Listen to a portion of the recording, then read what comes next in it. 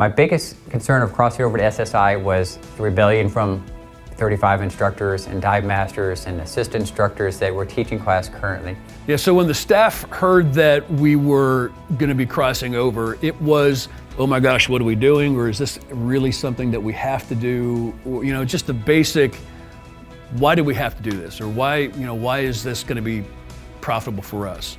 When I first heard that we were going to cross over, and Jimmy came up to me and asked me that, and I said, oh boy, here I go again. Here's another certifying agency that I'm going to have to go through.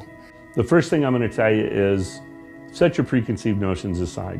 What we actually saw was the people who were against it in the beginning saw the success of the other instructors who crossed over to SSI and embraced the philosophy, saw the return of the students coming back for specialties over and above open water, saw how easily we were selling more gear to those students. They began to wonder, what are we doing differently that they weren't doing? And they came in and started asking questions. I think the biggest thing that I was concerned about with switching agency was what were the standards going to be like?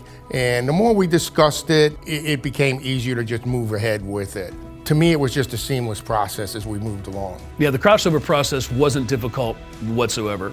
There was a little trepidation, I want to say, in the beginning, but once they realized that they were going to be able to gain more teaching abilities, a lot of the trepidation and the fears went away.